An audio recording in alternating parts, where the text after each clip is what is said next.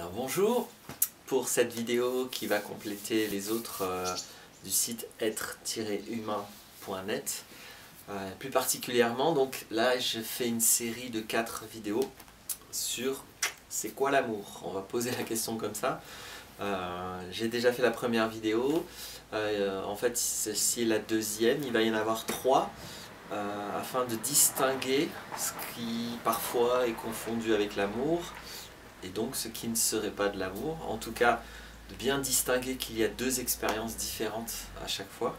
Puis il y aura une 4e vidéo pour faire une synthèse et poser ce qu'amène la conscience, les consciences qui ont été proposées dans les 3 premières. Donc ceci sur le thème de l'amour. La première vidéo m'a permis de distinguer l'expérience d'apprécier, donc qui est un processus mental, de valider ou d'invalider, hein, apprécier ou ne pas apprécier, c'est une expérience et c'est un processus duel, comme la plupart des processus du mental. C'est-à-dire qu'en fonction de mes valeurs, en fonction de mes croyances, en fonction de beaucoup de critères qui sont issus de mon conditionnement personnel, de mon conditionnement culturel, etc., je vais apprécier ou pas, être d'accord ou pas, être en phase ou pas avec certaines choses. C'est une façon d'être positionné. Et il y a une autre possibilité que moi j'ai tendance à appeler amour, mais vous l'appelez comme vous voulez, qui est cette capacité d'ouverture et d'acceptation des choses telles qu'elles sont. C'est-à-dire l'acceptation n'étant pas de se soumettre ou n'étant pas de se résigner. Accepter, c'est la reconnaissance que ceci est comme cela. Qu'on l'accepte ou pas, de toute façon, c'est comme ça. Mais l'ouverture à ça, sans jugement, sans processus mental, donc, avec une dimension de conscience plutôt qu'une dimension intellectuelle, est une autre expérience possible. Donc là, je ne vais pas redétailler, hein, la première vidéo fait ça très bien, je l'espère. Celle-ci va me permettre de poser une autre distinction, une autre nuance, pour clarifier ce que je constate comme un fréquent amalgame entre... Alors on va toujours poser l'amour dans cette optique d'ouverture à ce qui est. Hein. Peut-être vous préférez mettre le mot compassion, empathie ou d'autres mots dessus. C'est pas très important pour moi le mot qu'on va mettre sur l'expérience, mais c'est important de reconnaître cette expérience et d'être libre de la vivre. Et l'autre expérience qui va être plutôt l'état amoureux, ce truc très spécial que nous vivons tous, de « Ah, voilà, il y a cette personne est là, donc si je suis un homme, ça va être une femme ou un homme. Si je suis une femme, ça va être une femme ou un homme. » Qui fait que je me sens super bien quand la personne est là et quand elle fait ce que je veux. On va y revenir. En tout cas, voilà, cet état amoureux, ah, enfin, je suis en sécurité, je me sens comblé, enfin, j'ai trouvé ma moitié, maintenant je suis entier, ma vie est heureuse avec cette personne, etc., etc. Chacun va le vivre un peu à sa manière, mais vous remarquez quand même que quand les gens se disent amoureux, que vous leur demandez ce qu'ils vivent, souvent ça va être « je me sens bien, je suis content, c'est génial, moi ». Alors pourquoi pas, mais on peut aussi envisager une autre possibilité, c'est-à-dire que l'amour, ça concernerait en tout cas la personne qu'on aime, plus que moi et comment je me sens. Mais encore une fois, indépendamment de ce que je pense, il faut bien que je m'exprime et que je dise les choses avec mes mots. Ce qui compte pour moi, c'est de faire la différence entre les 2 expériences. Donc celle-ci, pour moi, elle est émotionnelle. La première vidéo a montré une expérience qui est mentale, le fait d'apprécier, c'est le j'aime Facebook. C'est le globe, pas globe de Pifou, je disais. Celle-ci, c'est rien à voir, c'est pas le fait d'apprécier ou pas apprécier, c'est le fait d'être attiré. Cette attirance, alors je parle pas, mais elle peut être inclue dedans, mais je parle pas forcément là de l'attirance physique, du désir physique, mais vraiment l'attirance émotionnelle, l'attirance affective, le fait d'avoir envie de passer plein de temps avec la personne, le fait de penser tout le temps à la personne, etc. C'est-à-dire tous ces états émotionnels, en fait, si vous y mettiez beaucoup de conscience, je pense que vous voyez que c'est le fait, c'est l'émotion d'être, ou plutôt pas d'être, mais de se sentir en sécurité ou de se sentir comblé, se sentir enfin entier ou de se sentir enfin avec un avenir possible, ou peu importe la manière de vivre, elle va être très différente pour chacun, mais fondamentalement c'est se sentir en sécurité ou se sentir comblé. Et qui sont des expériences très positives quand la personne est là, quand la personne fait ce que je veux. Ou là, cet état, cette émotion, cette affection, on va dire ça comme ça, est très agréable à vivre parce que c'est très positif pour moi tout ce qui se passe quand je suis dans une réalisation de ce que je souhaitais, de ce que je souhaite, etc. Mais si la même personne à un moment donné n'est plus là, ou si elle fait pas du tout ce que je veux, cette fois on passe dans les émotions négatives. J'ai fait une vidéo sur les émotions dites positives négatives, vous pouvez aller voir. Et là ça va être terrible. Donc chacun va le vivre différemment, on peut être dans des grandes peurs, des grandes tristesses ou des grandes colères. Mais là cette fois, l'intensité émotionnelle est tout aussi forte que l'état amoureux positif, mais là je suis dans les états amoureux négatifs. C'est absolument évident si je mets de la conscience qu'il s'agit là d'émotions. Et donc d'expériences très très différentes de cette simple ouverture à ce qui est tel que c'est. Et qui peut très bien se mettre en place à l'égard de mon amoureux, mon amoureuse, la personne avec qui je suis en couple, mais qui peut se mettre en œuvre avec le chat qui est là-bas, que vous ne voyez pas, avec un paysage, avec une autre personne. Et c'est pas parce que on pourrait considérer que l'amour au sens inconditionnel c'est ça, c'est pas parce qu'on poserait les choses comme ça que la relation spéciale que j'ai avec mon conjoint, ma conjointe, aurait moins de valeur et ne contiendrait pas le reste, parce qu'avec cette personne il va y avoir bien davantage que simplement cette expérience d'amour. Donc la relation de couple n'est pas réduite, ça j'y tiens, parce que du coup, comme tout est amalgamé, quand on parle, des fois on a l'impression en disant ça que on réduit cette relation spéciale, et que parce qu'on dit qu'on peut aimer tout le monde, mais après tout, toutes les sagesses et toutes les religions, c'est ce qu'elles prônent. Donc il faut savoir un peu comment on se réfère, hein, parce que si on se réfère avec si c'est que les sages qui doivent aimer et nous on n'aime pas, alors donc il faudrait voir un petit peu.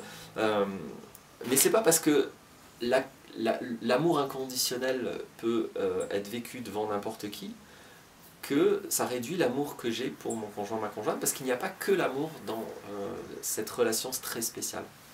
Peut-être j'y reviendrai plus tard, mais en tout cas, je tenais au moins à préciser ça. Là, mon but n'est pas du tout de parler de la relation de couple, elle est de parler de l'expérience d'aimer. Et c'est quoi aimer, et c'est quoi l'expérience d'aimer.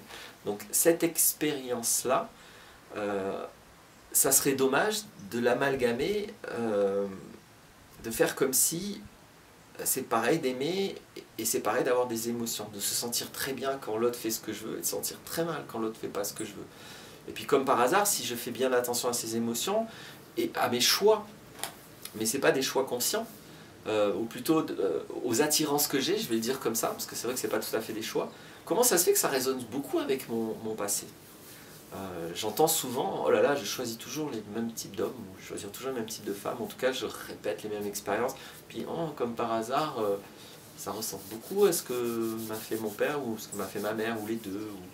Donc c'est normal, ce sont des émotions, c'est tout le phénomène affectif et toute l'intelligence émotionnelle qui est un capteur de ce que vous vivez, qui vous dit, et regarde ce qui se passe dedans.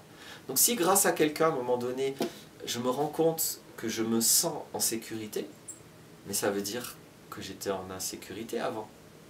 Sinon je ne me sentirais pas rassuré, je ne me sentirais pas en sécurité avec la personne. Ça veut dire que sans la personne, je me sens comment? Donc c'est très important quand on vient à un moment donné, quand je dis on, qu'il y ait quelque chose en moi, moi je parle d'intelligence émotionnelle, qui vient de me dire, mais là, il y a quelque chose qui se passe en toi, regarde. Alors des fois, le message va être formulé positivement, des fois il va être formulé négativement, parce que si la personne, elle me trompe, ou elle me plaque, ou elle s'en va, là, cette fois, je suis dans l'insécurité. Mais qu'on me dise, tu sens l'insécurité ou tu sens la sécurité, dans les deux cas, ça je l'ai déjà exprimé dans une autre vidéo, il y a bien une peur profonde. Donc si j'écoute, on vient me parler d'une peur profonde que j'ai. Il ne s'agit pas d'amour, il s'agit de ma peur profonde. Si je me sens comblé avec quelqu'un, mais ça veut dire que je ne suis pas entier à la base. Quelqu'un qui est entier, il ne se sent pas comblé parce qu'il y a une autre personne qui arrive. Donc si je mets de la conscience très très simplement, je vois bien que ces messages sont très très importants. Mais c'est pas pareil s'il y a quelqu'un qui vient, qui me fait me sentir comme ça, alors soit très positivement, soit avec une intensité très positive, soit avec une intensité très négative. C'est pas pareil si je me dis, ah waouh, grâce à cette personne, je suis révélé à un manque, hein, quand même. Parce que je vois bien qu'elle vient combler quelque chose, puis quand elle s'en va, je me retrouve dans ce manque qui est d'autant plus clair. C'est pas pareil si je me dis ça, ou si je me dis, ah, je l'aime trop, je vais me marier avec. voyez, c'est pas les mêmes décisions de vie, c'est pas la même conscience de départ, donc c'est peut-être important, je suis un peu ironique quand je dis peut-être, je pense que c'est vraiment très important, on va enlever l'ironie, que je mette toute mon attention sur cette expérience, parce que si je me trompe pas, mais regardez, ne me croyez pas, si cette émotion positive vient surtout m'inviter, on va dire ça comme ça, à me libérer d'un manque, c'est pas du tout les mêmes choses en œuvre que si je suis vraiment dans une ouverture à l'autre, que je repère que l'autre a des valeurs, a des actions, a des échanges avec moi, des projets qui pourraient me convenir. Et mon choix va être peut-être plus posé, peut-être moins adolescent, donc peut-être moins d'intensité. On peut avoir l'impression que c'est un petit peu moins valorisant parce que c'est moins passionnel, mais voyez si c'est pas une valeur énorme de vivre une relation mature avec où on sait d'où on vient et on sait où on va, plutôt que simplement j'ai une attirance affective que je comprends pas bien et puis c'est bon, je me mets avec la personne et puis je me rends vite compte que je me remets toujours dans les mêmes schémas, les mêmes histoires. Donc la conséquence elle est dans ces ordres là, mais après tout ça c'est moi qui le dis, vérifier. Mais ce qui est absolument facile à vérifier, c'est que c'est pas pareil d'avoir cette intensité émotionnelle, alors que des fois on appelle être amoureux, que moi j'appelle être attiré. Est-ce qu'on peut parler juste de dépendance affective? Voyez tous les mots possibles, hein, et puis à chacun sa façon de le voir aussi. Mais il y a plein de possibilités de voir ce que vraiment est cette expérience émotionnelle très instable, très connectée à ma mémoire, à mon histoire et comme par hasard à mes blessures. Ça, si je regarde, je m'en rends vraiment compte. Même quand c'est positif, c'est quand c'est positif que j'ai pas trop envie d'aller voir parce que je m'éclate à vivre ce qui est en train de se passer. Mais quand c'est positif, je peux aussi regarder que c'est très connecté à mon histoire. Que je dis pas que c'est mal, je dis pas qu'il faut pas suivre ça. Je dis c'est vraiment utile de mettre de la conscience dessus. Et de ne pas louper l'autre possibilité, c'est pas être dans cette espèce d'élan affectif un petit peu immature. Et l'autre possibilité, c'est d'être vraiment dans de l'ouverture à l'autre et de recevoir quelque chose qui est plus réel. Et de vraiment être ouvert à l'autre. Pas être ouvert juste au fait que je me sens bien, que moi je me sens en sécurité, et j'oublie de regarder, après tout, si déjà à la base c'est pas une illusion, si simplement l'autre n'est pas très familier dans sa présence, comme a pu l'être mon père, ma mère, et qui, même si au début ça se passe bien, ça va se repasser comme avec mon père, ma mère. Donc voilà, ne pas confondre l'affectif, l'état émotionnel, le fait d'être attaché à quelqu'un, que la personne me manque si elle n'est plus là, que j'ai besoin de la voir, etc. Ne pas confondre ça avec, vous l'appelez comme vous voulez, mais une capacité simple, sereine, à m'ouvrir à ce qui est tel que c'est. Je pense que ne pas confondre est important et permet beaucoup plus de liberté. D'abord parce que je peux voyager entre les deux expériences avant de prendre des décisions.